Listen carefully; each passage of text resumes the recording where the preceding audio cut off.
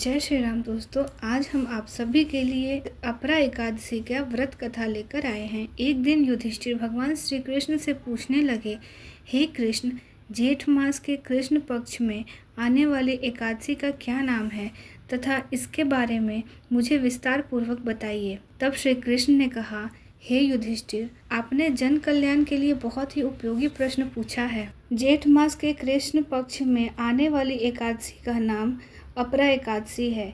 ये एकादशी प्रेत योनि में गई हुई जीव आत्मा को मुक्ति प्रदान करती है। इसलिए इस एकादशी के दिन अपने पूर्वजों का ध्यान करते हुए व्रत का पालन करना चाहिए। इसलिए हे युधिष्ठिर, तुम अपरा एकादशी की व्रत कथा ध्यान से सुनो। पुरातन समय में महिध्वज नामक एक महान राजा राज्य करता था। वह बहुत ही धर्मात्मा था। उसके राज में प्रजा सुखपूर्वक निवास कर रही थी। उसका छोटा भाई वज्रध्वज अत्यंत क्रूर और अन्यायी था। राजा महिध्वज की लोकप्रियता से वो बहुत अधिक चिढ़ता था और द्वेष के कारण एक दिन ऐसा कुकर्म किया जिसकी कल्पना भी असंभव है। रात्रि के समय वह महल में गया, अपने बड़े भाई महिध्वज की हत्या कर दी और उसके शव को नगर के बाहर एक पीपल के नीचे गाड़ दिया। इस तरह अकाल मृत्यु होने के कारण राजा को प्रेत योनि प्राप्त हुई और उसी पेड़ पे रहते हुए आने जाने वाले लोगों को परेशान करने लगा, इधर उधर भटकने लगा। एक समय महान ऋषि धौम्य उसी पीपल के वृक्ष के पास से गुजर रहे थे। तब उन्हें उस प्रेत का होने का आभास हुआ।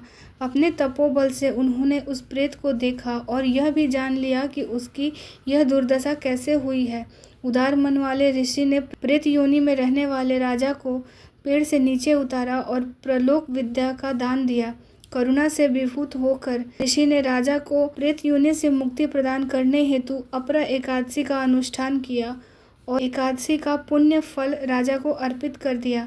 इस पुण्य फल के प्रताप से ही राजा को प्रेत योनि से मुक्ति मिली और वह ऋषि को धन्यवाद देते हुए दिव्य विमान में बैठकर वैकुंठ को चले गए।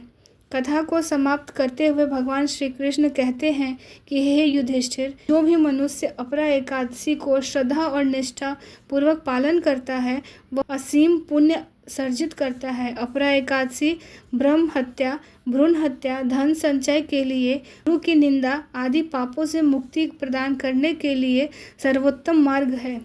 शास्त्रों में मनुष्य योग्य करने लायक कुछ पूर्ण कर्म बताए गए हैं, जैसे कि कार्तिक मास में पुष्कर में स्नान करना, काशी में महाशिवरात्रि का पालन करना, गया में पिंडदान करना, पुष्कर में स्नान करना, माघ मास के प्रारंभ में स्नान करना, माघ मास में प्रयाग में स्नान करना, स्वर्ण का दान देना, भूमि का दान देना इत्यादि। वर्तमान समय में जो भी मनुष्य इन सभी पुण्य कर्म को नहीं कर पाते वह व्यक्ति अपरा एकादशी का व्रत और पूजन करके प्राप्त कर सकते हैं। उस मनुष्य को अपरा एकादशी का व्रत का पालन पूरी निष्ठा से करना चाहिए। जय श्री राम।